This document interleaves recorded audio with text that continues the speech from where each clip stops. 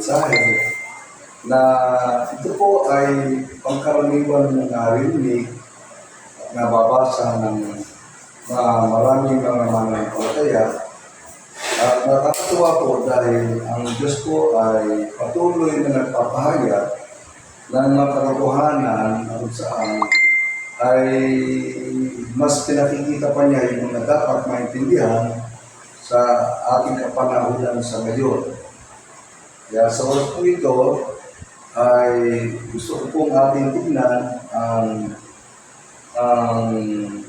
narito po sa ating tabi na pinaka-slide. Tingin ko. Ayan. The wise and foolish builder. Sabi nito, saan puro tayo dito? Sabi nito, which one are you?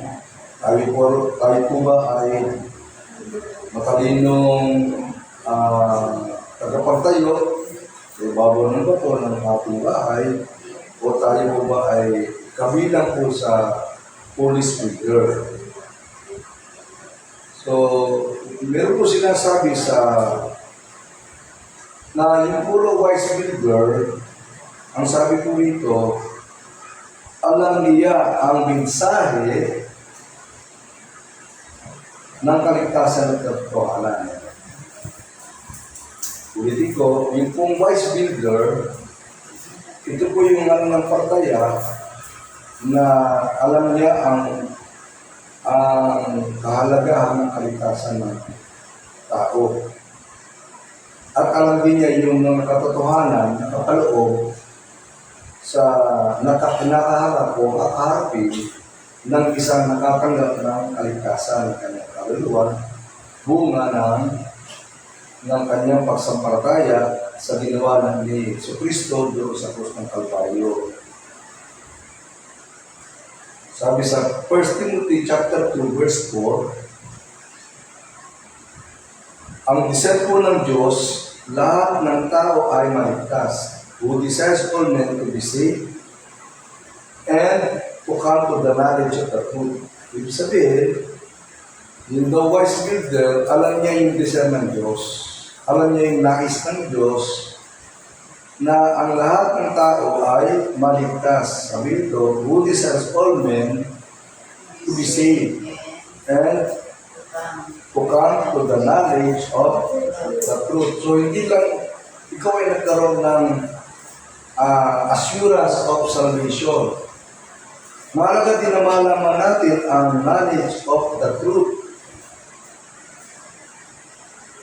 Sabi sa Tagalog, ibig ng Diyos na ang lahat ng mga tao ay mga ligtas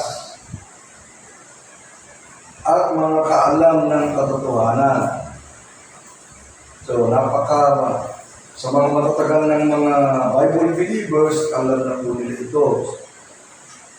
Sa mga baguhan ng mga mananampalataya, mahalaga po na maintindihan po natin ito na tayo po ay hindi lang sapat na natatanggap ng katiyakan ng kaligtasan ng ating kaluluwa. Dapat alam natin yung katotohanan ng ating.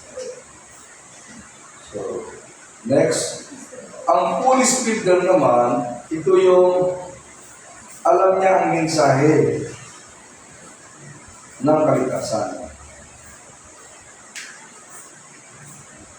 Subalit siya po ay mangmang patungkol sa katotohanan. Siya ay mangmang patungkol sa katotohanan. So, pareho silang ligtas, yung wise builder, yung foolish builder, pareho silang merong assurance of salvation doon sa kanilang tinanggap na kaligtasan sa Panginoon Jesucristo. Alam nila na sila ay saved by grace through faith. O, alam nila yun. Pareho silang nakaranas ng malakas na ulan. Yun yung binasa kanila nung namula sa atin sa pag-awit. Pareho silang nakaranas ng malakas na ulan galing mula sa langit.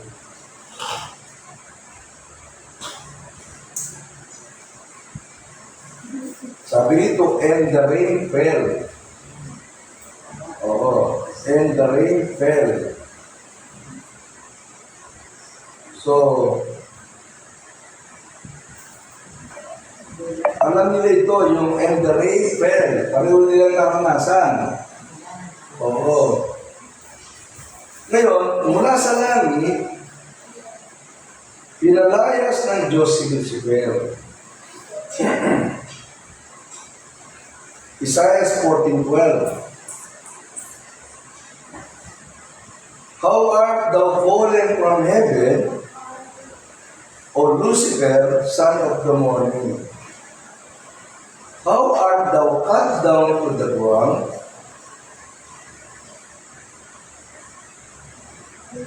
which didst weaken the nations? Ayan. So yung kung wise builder at saka foolish home builder, pareho silang nakaranas ng malakas na ulan. So yung tinatawag yan na rainfall, ayan. Yung tinatawag dito na rainfall ay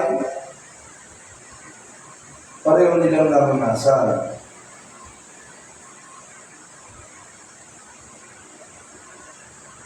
Pareho nilang pinagdaanan. Ayan. Bumagsak ang malakas na ulan mula saan? Mula sa langit. Pareho. Ito. Ganon din ito. Sabihin, pag dumating ang ulan, malakas na ulan, pwedeng maranasan ng wise builder at saka foolish home builder.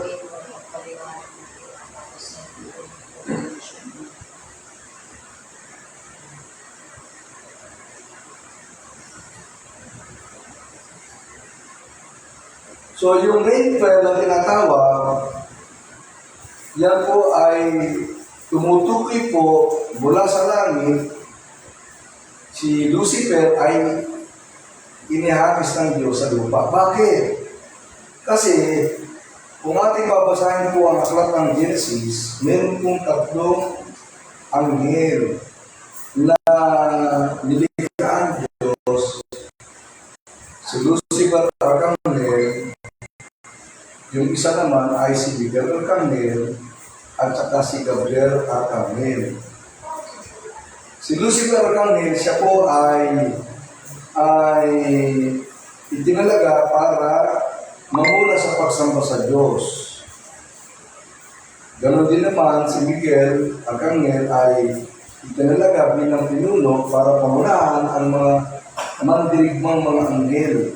Ang dapat naman po kay Gabriel Arkanghel, si Gabriel Arkanghel naman po ay siya yung itinalagang leader para mamuna sa mga anghel na nagdadala ng mensahe. So, alam naman natin po yun na maraming mga karakter sa Bible, lalo na sa New Testament, na kapag ang Diyos mayroong gustong iparating ng mensahe, ang sinusuko ay si Gabriel Arkanghel na messenger. Ngayon, ito pong si Lucifer, dahil siya po ay malapit sa puso ng Diyos, alam po ng nakararami na si Lucifer po ay isang anghel na kung saan nangarap ng ambisyon na tawag dito, maging kapantay ng Diyos. Ayun ay nasa Ezekiel chapter 28, pinangarap niya na maging kapantay ng Diyos, pero ito po ay hindi pinahintulutan ng Diyos, kaya ang nangyari po, si Lucifer po ay mula sa langit, itinapon sa lupa, katulad ng malakas na ulan. Bakit ko po sinabi, katulad ng malakas na ulan mula sa langit, itinapon? Kasi 1/3 of angels na kanyang mga kasama ay pare-pareho itinapon dito sa lupa, galing sa langit. Na ang pangalan na niya ay hindi na Lucifer. Ang pangalan na niya ay si Satanas. So, ibig sabihin, dito sa lupa, ang ibig sabihin nun, dito sa lupa, yung tinatawag na paghagis kay Lucifer,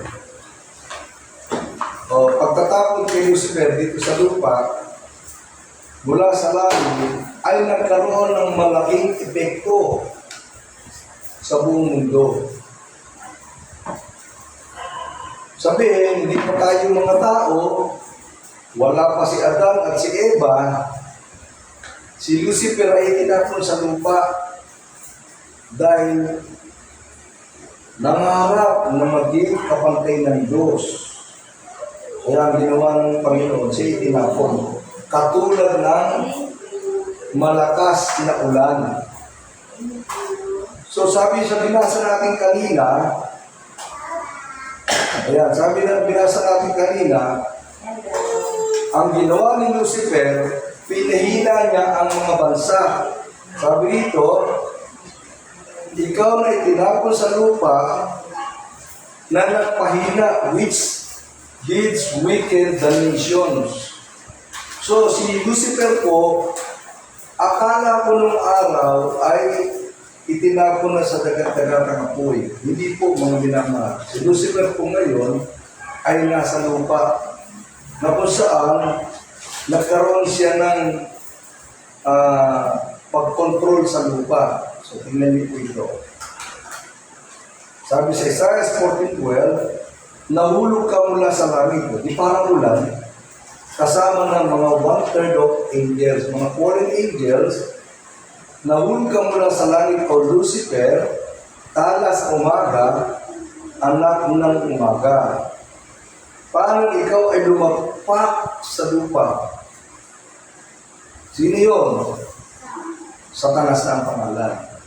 Na siyang nagpahina sa mga bansa. Ibig sabihin, nagkaroon siya ng control sa bawat bansa. Kaya nga, nung panahon ni Noe, grabe yung nangyari wala pa yung baha. Nakita ng Diyos, nung panahon ni Noe, grabe ang sama ng mga tao. Nakurap ang mundo. Kaya ang ginawa ng Diyos, nireplenish niya ang mundo, nagpadala siya ng baha. Kaya lang, kahit nawala yung mga taong masasama, si Lucifer at ang mga fallen angels nasa earth pa rin. Kung mga hindi pa rin sila tumigil para pahinahin ang mga bansa, kontrolin ang mga bansa. So yun yung gusto kong makita natin, na yung palang sinasabing umula ng malakas, ito pala ay tumutukoy kay Lucifer at mga fallen angels. So, naintindihan ko lamang po ito, 2021. Na yung palang sinasabing the parable of the wise builder and foolish builder, yung palang malakas na ulan, itinutukoy sa Genesis.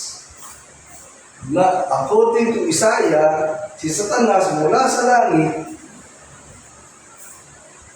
ibinagsak sa lupa parang malakas na ulan kasama ng mga fallen angels. Ayun. So yung matalino at saka yung mama, pareho silang dinaanan ng baha. Kanina, malakas na ulan. This time, nagkaroon ng baha. So, ang tinutukoy natin ito, hindi pa yung panahon ni Noe. Bago nung panahon ni Noe. So, yung baha dito, hindi literal. Yung baha na ito, dahil sa buhos ng ulan, sabi sa Matthew 7:25, and the floods came.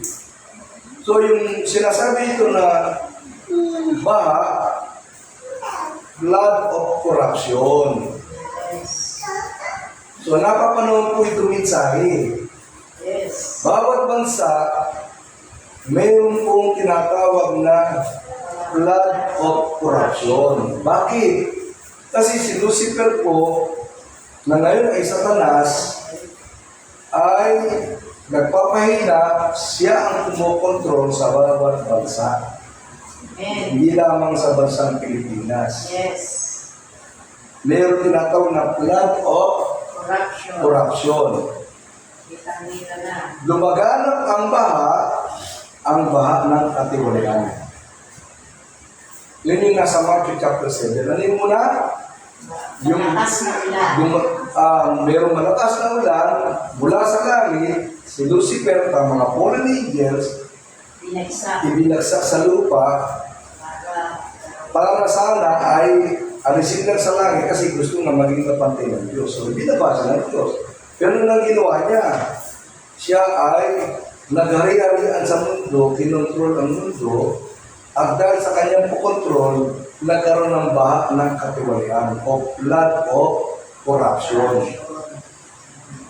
Kaya sabi sa Isaiah 14:12, nagpahina sa mga bansa which did weaken the nations. Sa Tagalog, nagpahina sa mga bansa.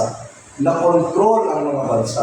Ibig sabihin, kahit papalitan ang mga pinuno, mawala sa mundo, mawala yung mga nasa ilalim ng pamumuno, si Satanas at ang mga fallen angels, nananatili pa rin sila sa lupa, dala-dala yung flood of corruption.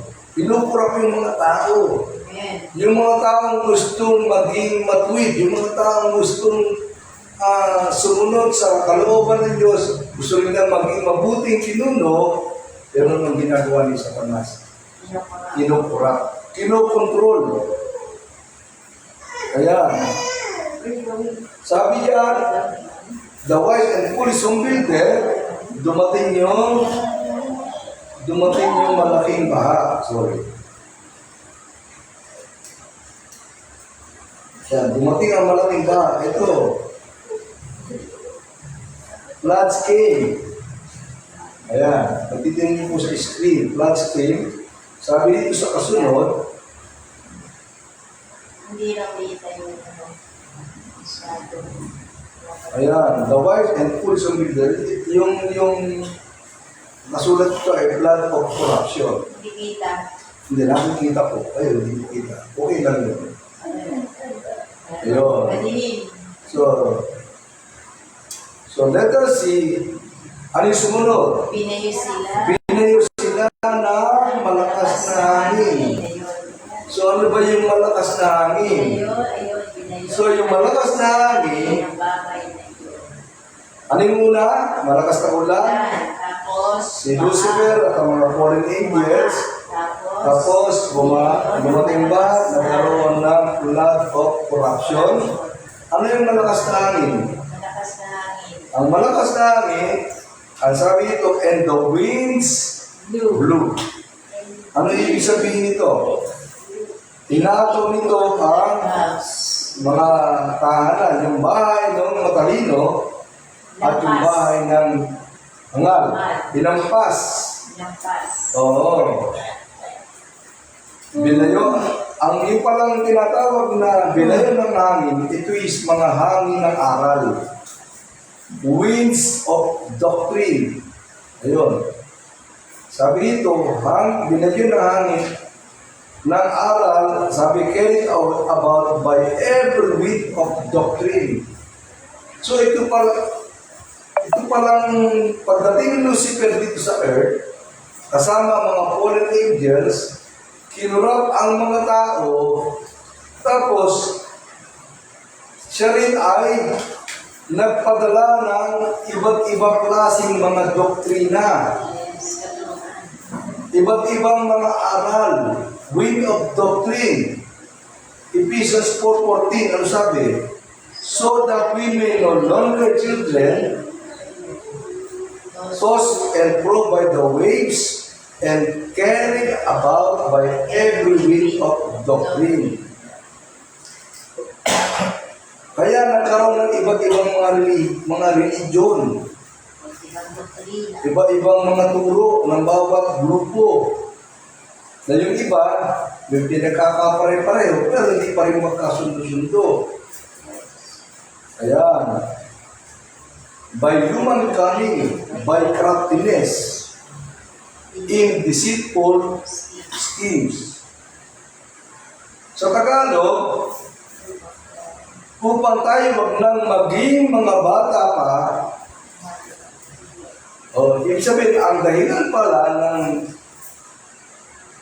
immaturity sa Christian walk, sa Christian faith, marami ang nakaalam ng kaligtasan by grace through faith, pero nananatiling bata.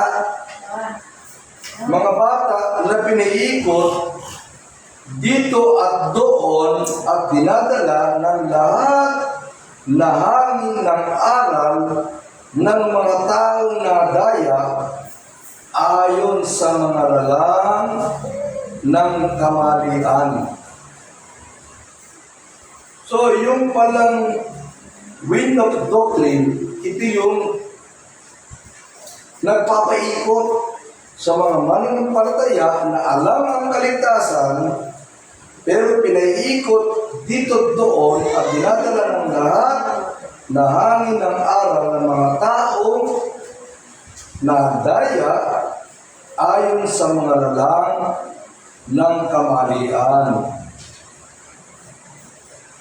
So, maliwanag pala na yung mga wise builder, ito yung mga nagtayo ng bahay na dati ay naging bata, pero mayroong lugar sa kanilang buhay ang paglago sa pananampalataya at malaman ang mga katotohanan.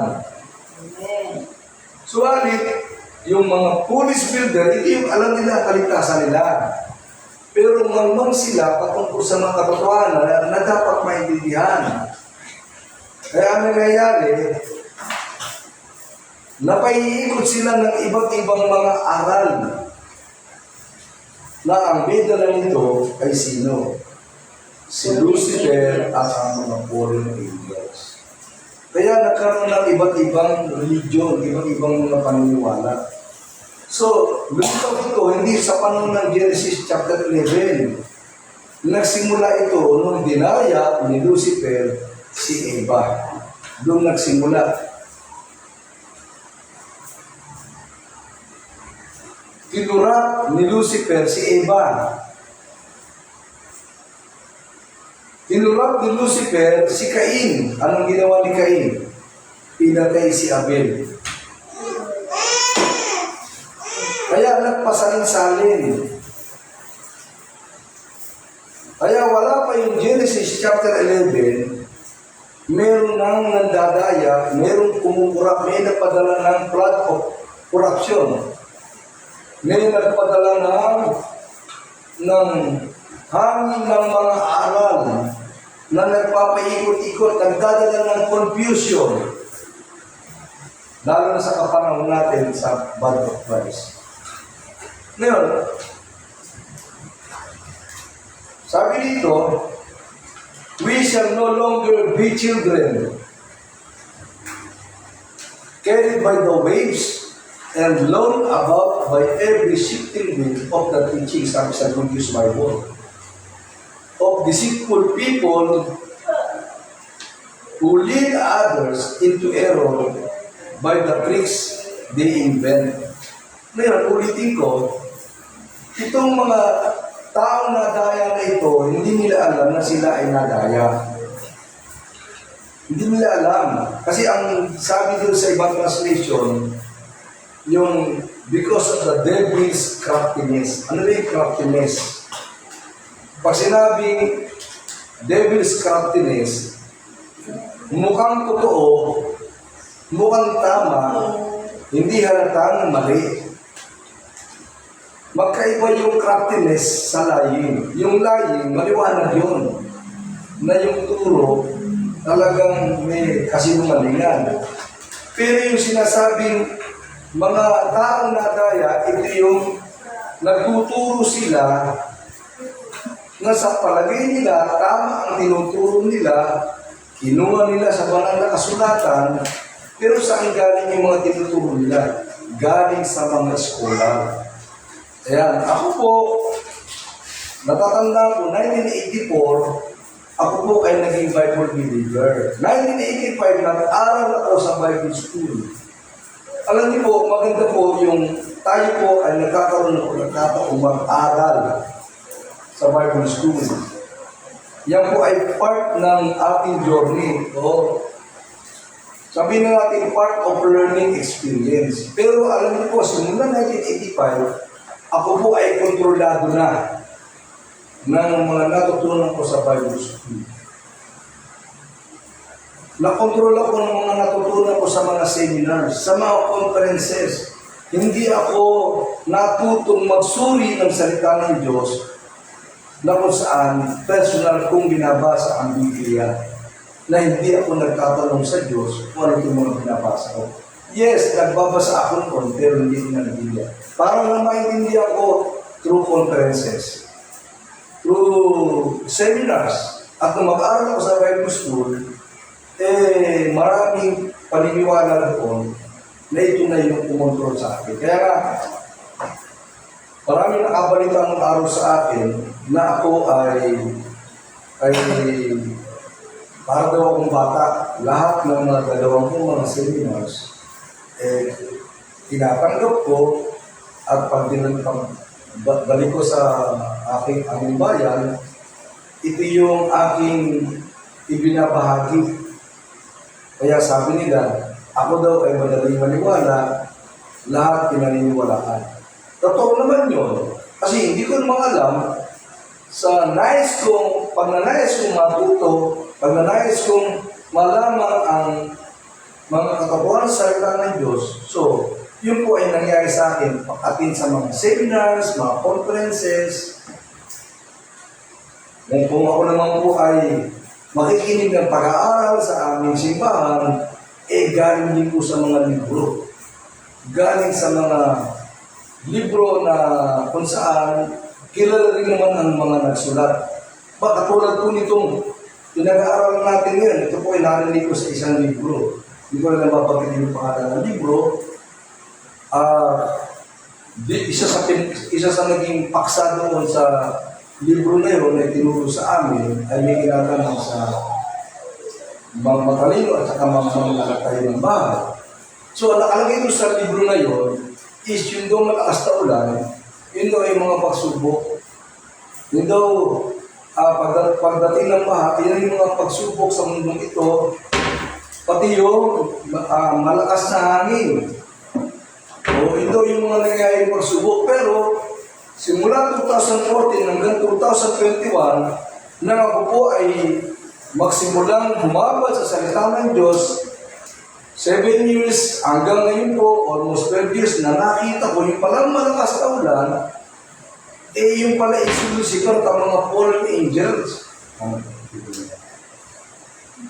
Lucifer ang mga fallen angels, yung malakas na baha, ito pala ay flood of corruption. Yung palang wind, yung mga hampas ng hampas ng hangin, ito pala ay tumutukoy saan? Tumutukoy ito sa mga hangin ng aral, ng katuwaan, na unti-unti kumukontrol sa bawat tao. Kunyari, ikaw ay napasama sa isang relihiyon na tinuturo ang patungo sa Diyos, pero lahat ng mga natutunan mo, hindi mo na malaya hanggang sa mga anak mo, ito na yung kumukontrol. Hindi na yung ikaw mismo, nakita mo sa salita ng Diyos, napunto ka sa salita ng Diyos, at unti-unti na ituturo sa mga anak mo, sa pamilya mo, na hindi sila nakakaramdam ng parang sila'y kinokontrol. Ako, sa matagal na panahon, na ako pala ay nakontrol ng iba't ibang mga doktrina na natutuwa ako kasi natuto ako. Kaya lang, hindi ko alam, ito na pala yung kumukontrol sa akin. Kaya 2014,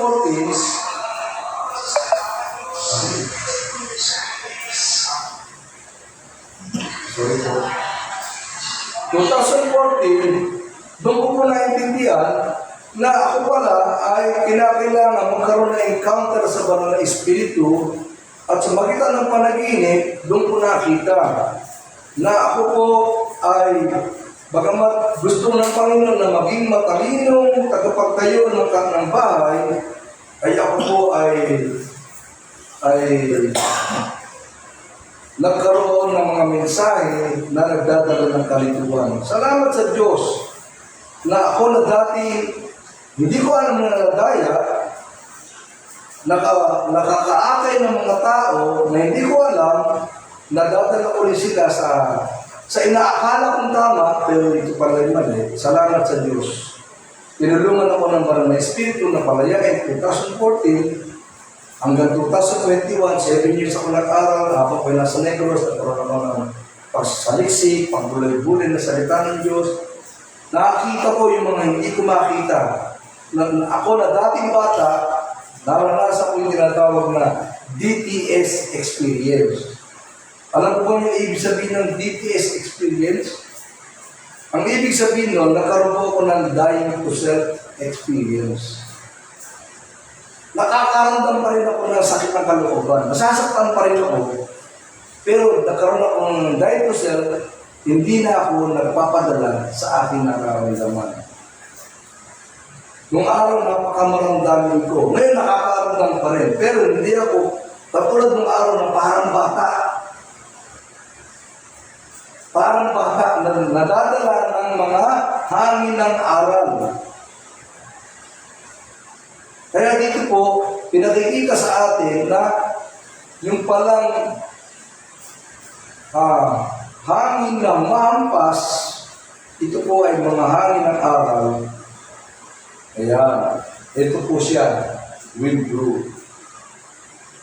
Winds brew. Winds of doctrine. Ayan. Kumbaga, nakatagaw ko ng kaligtasan, 1984. Pero 1985, doon ako na-control ng winds of doctrine. Na inaakala ko, tama. Pero ako po ay lumakad sa aking Christian journey na pinangungunahan ng pagiging self-righteous. Yung, dahil alam ko na ang lahat, marami na ako natutunan, pero isip bata pa rin. Bakit? Kasi, lahat ng narinig ko sa mga seminars simula 1986 hanggang 2013, kung ano yung sinasabi ng mga magagaling na tagapangaral, mga nasusulat ng libro, yun ang sinusundan ko. Magalit sa akin ng mga magagaling. Pero ngayon, nung malaman ko yung katotohanan, sinasabi ko pa rin yung katotohanan, pero hindi ko pinipilit na maniwala ang mga nakakalig. Kaya sa oras kong ito, mga minamahal, maaaring iba sa inyo, napagpapala, o maaaring iba sa inyo, napapakamot ng ulo. Ito lamang po ang masasabi ko po. Ang sa akin lamang po ay gusto ko ipaalam sa inyo yung natuklasan ko na katotohanan mula 2014 hanggang 2021. At hanggang ngayon, ito po ay tinabon ng Holy Spirit sa aking puso. Tinanggap ko walang bayad, ibigay ko na walang bayad. Pero hindi ko po ito ipinipilit sa mga taong nakakarinig kung gusto nilang maniwala.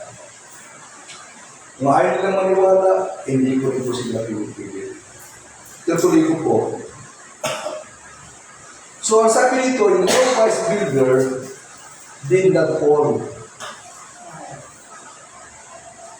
A, they will not be corrupted.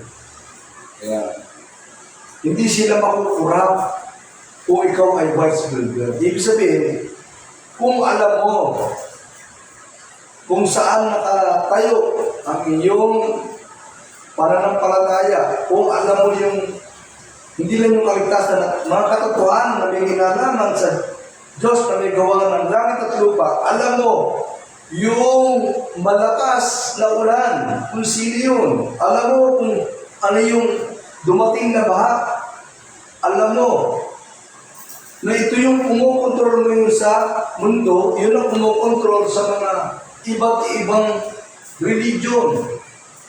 Sila ang kumukontrol. Hindi sila nakikita. Pero yung doktrina, nagawa nilang makontrol ang bawat religion. Pero yung matalinong nagtatayo ng bahay, sa ibabaw ng bato, hindi ito makukurak. Hindi sila makukurak. They will not be corrupted on the system of this world.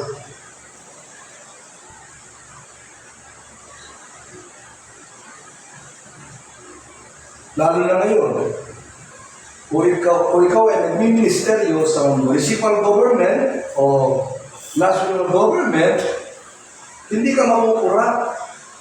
Parang si Joseph the Dreamer. Tinupad ng Diyos yung plano sa kanyang buhay, marami siyang pinagdaanan, pero never siyang nakurak. Bakit? Kasi si Joseph the Dreamer ay wise builder. Sorry. Siya ay wise builder. Letter B, they will not be deceived. So, salamat sa Panginoon, bagamat ako'y nadaya noong 1985 hanggang 2013, pagdating ng 2014, nagkaroon ako ng encounter sa Holy Spirit sa magitan ng panaginip. Nagsimula akong bumalik sa pagbabasa ng salita ng Diyos, magsaliksik ng salita ng Diyos from Genesis. Sinimulan ko sa Genesis hanggang sa Revelation. Hanggang sa panahon na ito, hindi na ako nadaya. Nakikihalubilo ko sa Body of Christ. Alam ko yung paniniwala ng Body of Christ, pero hindi na ako makukontrol ng mga doktrina ng niyayakap ng Body of Christ. Ang pwede lamang kumontrol sa buhay ko, yung banal na espiritu na nag-mentor sa akin for 7 years hanggang ngayon. Siya lamang. At ang maganda rito sa Holy Spirit ito, napaka-gentle. Inalis yung aking pagiging self-righteous.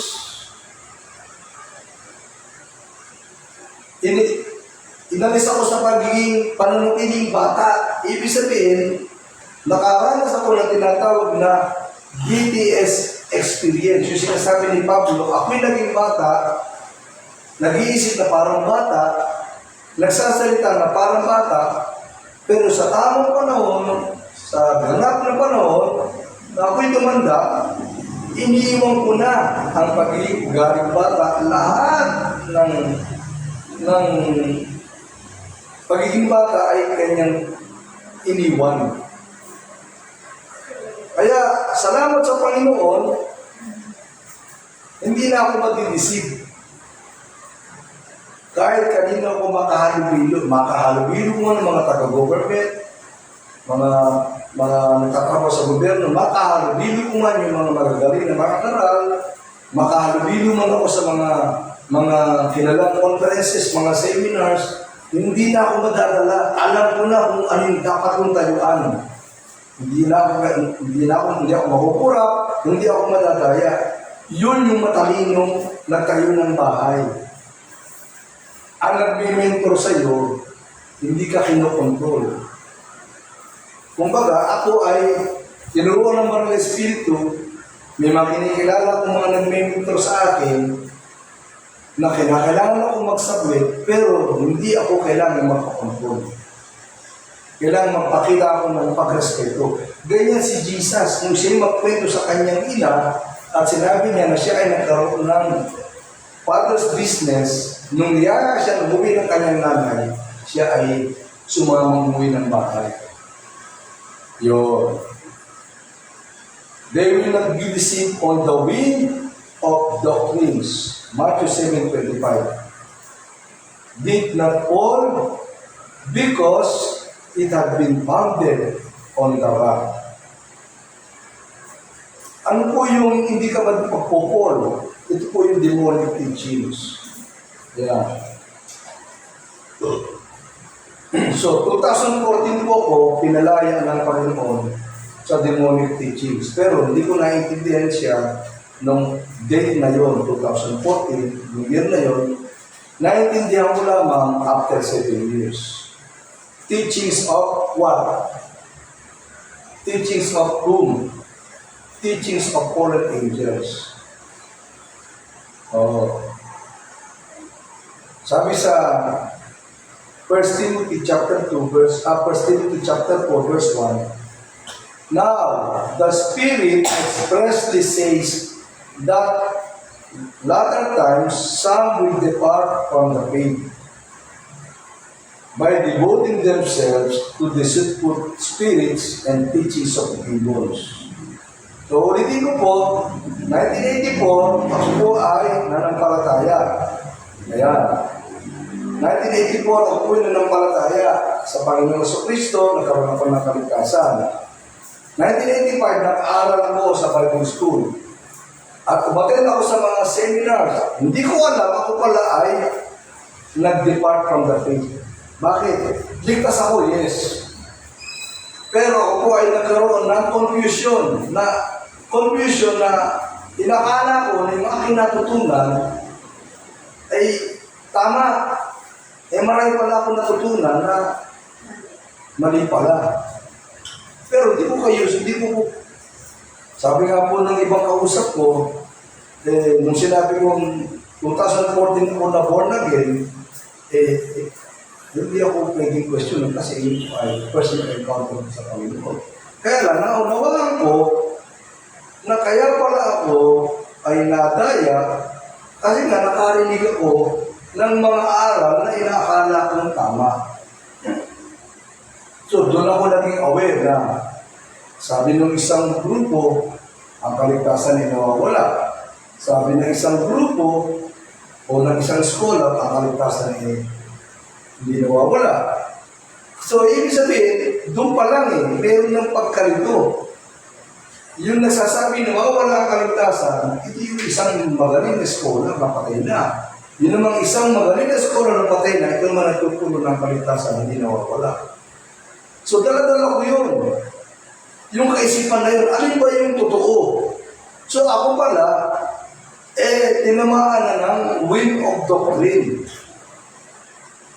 Galing sa mga scholars na hanggang ngayon, yung mga followers nagdidebate, nagtatalo. Patay na yung mga nagsulat ng mga doktrinang ibinigay ng Lucifer sa mga matalinong scholar na mukhang totoo kasi pareho may kaligtasan, pero pagdating sa kaligtasan, yung isa nawawala, yung isa ay hindi nawawala. Kaya, bukas na yung aking pananaw noong 1985. Ang paniniwalang meron ako, nung ako ay bago pa lang ng palataya, sa amin, nawawala kaligtasan. Pero nung ako mag-aaral sa isang pag-aaral, so namin ko yung mga nagtuturo na meron doon kaligtasan na nawawala, sabi ng isang scholar, sabi naman ng isang scholar, yung isang kaligtasan na hindi nawawala. So hanggang ngayon, pinagtatalunan niya ng mga matatalino at mga nag-aaral ng mga theologians. Yung iba, ang ginawa na pinaghalo. Merong Pentecostal, may Baptistal. Dati, Baptist, dati ay Pentecostal. Ngayon, pinaghalo, Baptistal na. Kaya makikita nyo, nakokontrol ang buhay ng wind of doctrine. Hindi sila nagsusuri ng kanilang personal na pagsusuri at nagtatanong sa Diyos. Kaya ako, pinakita sa akin ng Panginoon, hindi mahalaga ang pag-usapan kung ang kaligtasan mo nawawala o hindi. Ang mahalaga, saan nakatayo ang iyong bahay?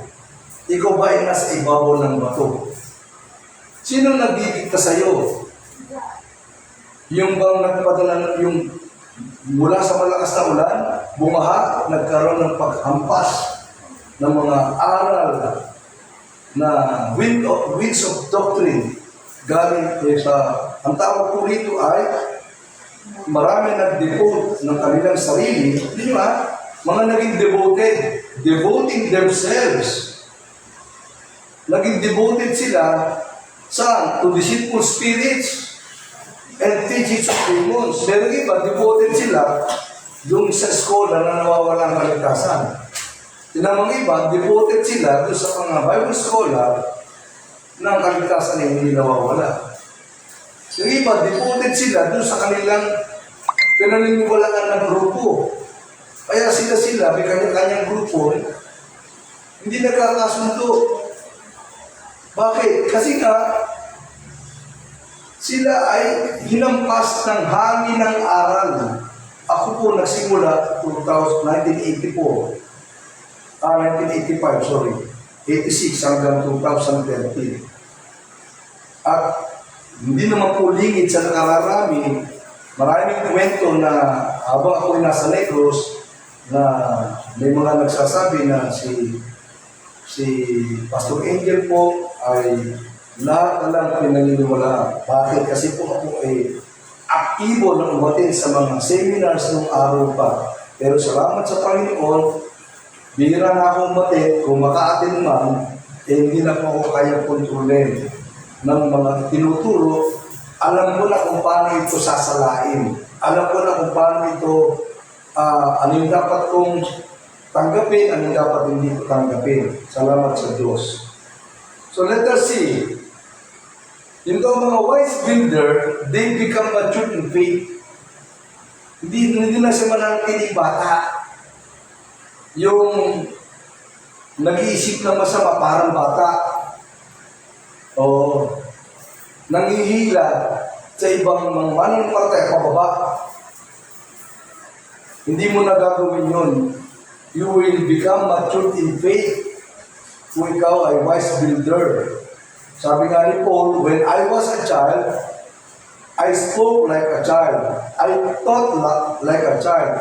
I reasoned like a child. When I became a man, I gave up childish ways. Sabi sa Good News Bible, we shall no longer be children. Ang foolish builder, ito ang foolish builder, will fail, and great was the fall of it. Yung foolish builder ay babagsak. Ligtas, yes. Diba? Pero madaling mataba. Ligtas, madaling matalisod. Hindi nagmamature. Parang bata. Bakit? Sabi sa 2 Corinthians 4:3, if our gospel is hidden, it is hidden to those who are perishing. Ayun. Natatandaan po ba niyo, di ba si Jesus, nung siya ay nasa lupa, age of 30. Siya po ay humarap sa God of His age. Siya po ay tinukso ni Lucifer, ni Satanas. Siya po inalok. Si Jesus po ay inalok ni Lucifer. Sorry.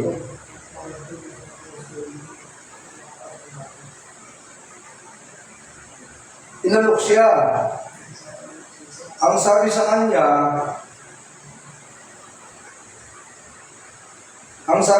ni Lucifer, yung lahat ng bagay sa mundo, ito, tinuro sa kanya yung ito, nakita niyo po, itinuro ito.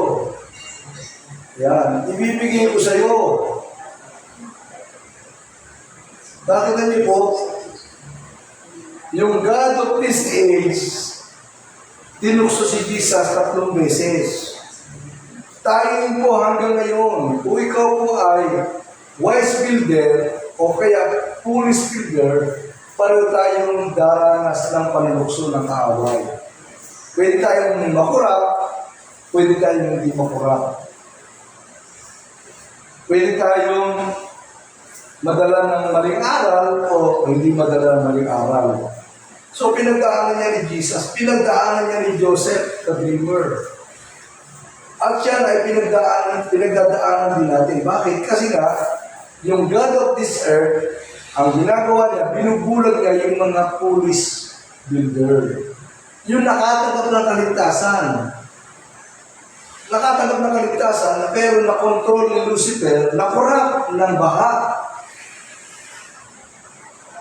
Nadala ng mga hangin ng aral, iba't ibang doktrina galing sa mga scholars, galing sa mga gumawa ng mga libro na binibenta. Kilalang mga libro, kilalang mga author.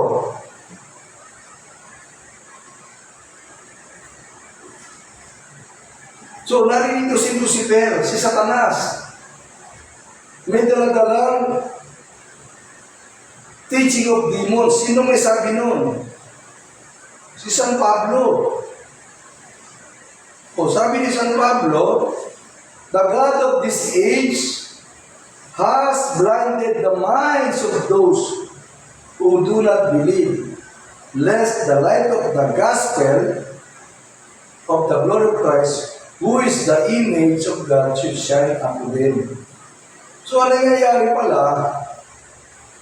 Kaya pala yung mga police builder ay hindi nagmamature kasi yung isip nila nabulag ng mga hangin ng aral. At yun ay pinagdaanan ko simula 1985 hanggang 2013.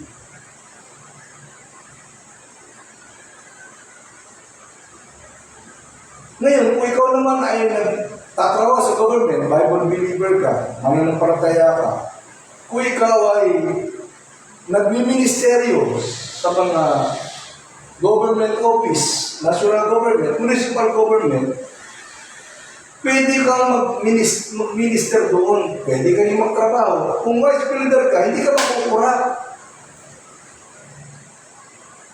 Magliliwanag ka sa kanila. Iginagalang ka nila kasi marunong kang respeto sa kanila, pero nakikita nila sa buhay mo, hindi yung sinasalita mo, hindi yung ginagawa mo. Kasi maraming ganun. Nagtatrabaho sa government, mga believer, nagsasalita ng salita ng Diyos, pero hindi nakikita sa buhay.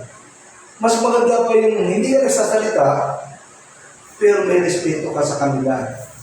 Nakikita nila yung liwanag ng mabuting balita ni Kristo sa buhay mo.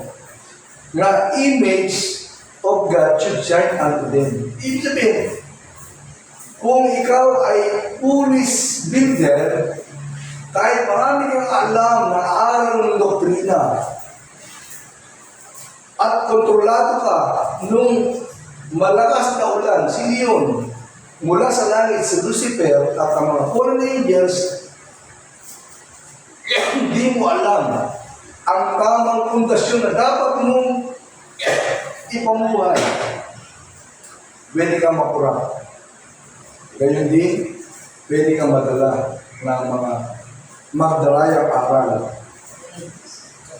Ang hindi mo alam, yung mga tinuturuan mo, nadadala mo lang sila sa maling aral.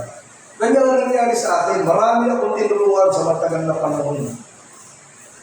Pero marami sa kanila hindi nagpatuloy. Yung iba, wala na sa mundo ito, pero praise God, kahit paano, nakatanggap sila ng kaligtasan ng kanilang kaluluwa. Pero, yung iba sa kanila, nagpapalipat-lipat sa iba't ibang simbahan. Yung iba sa kanila, wala na silang gana sa mga narinig nila kasi alam na nila, mga dating mga narinig na nila. Kaya, siguro kung sila ay magkakaroon pa ng buhaw, so narinig po ako, nananawagan. Yung po mga dati kong tinuturuan ng araw, simula po 1989.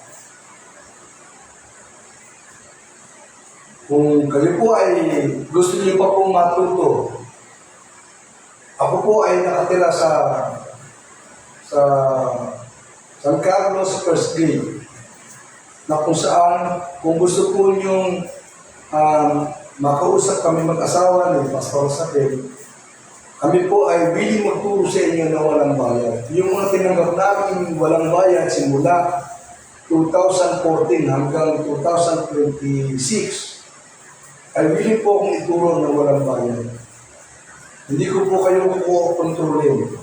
kung kayo po interesado pa, kasi para malaman nyo, ano ba nangyayari sa akin? Bakit ngayon ko lang nalaman itong mga dapat kong malaman ng katotohanan? Na noon ako po ay nagtuturo ng inaakala kong tama, pero ako pala ay nabisin.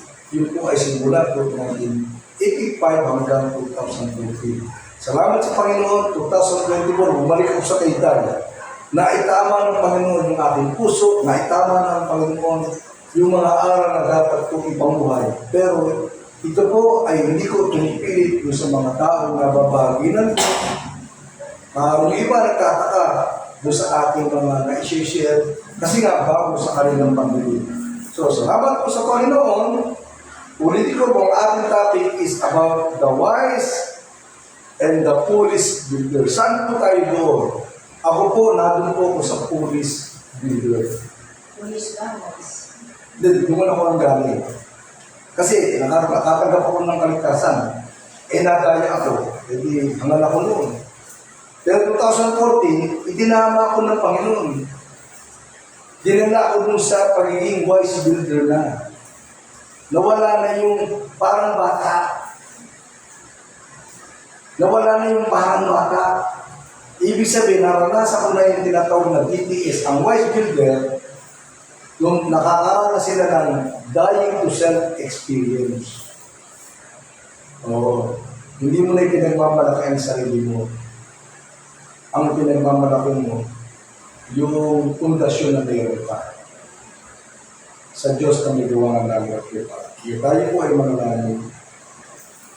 Aming Diyos, maraming salamat po sa atin na ibahagi na ito sa harap ng maraming nakikinig ito sa FB Live. Sa oras ko ito, Panginoon, hinihingi po aming Ama na ang banal na Espiritu ang magpatutuo sa bawat isa. Ang aking pong responsibilidad, ibahagi yung totoo na aking nalaman.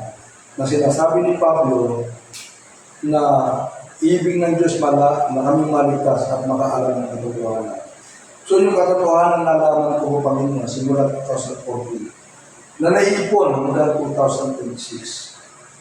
Na kung saan ay unti-unti ay aking pinabahagi. Hinihingi ko po pa ng Espiritu. Ikaw po ang mag-usap sa puso ng bawat naghahanap ng katotohanan. Kung meron man pong hindi makakunawa sa aking pinabahagi, Lord, alam niyo po na hindi ko po ito ipinipilit sa kanila. Subalit sila po'y mananatili pa rin kaibigan ko kung may mga magsasalita ng mga hindi bandagay, hindi nila matanggap. Naunawaan ko po sila, Panginoon. Kaya sa oras po ito, aming Diyos, ikaw na po ang bahala sa nihatid ko ng mensahe. Nawa, hindi po ito manakaw ng kaaway. Mabuksan ang kaisipan ng dapat pabuksan ang kaisipan. Salamat po. Pinabalik ko sa lahat ko at pasalamat. Ito ang aking manalangin. In the name of the God, ang lahat ay magsabi na Amen and Amen. God bless you all.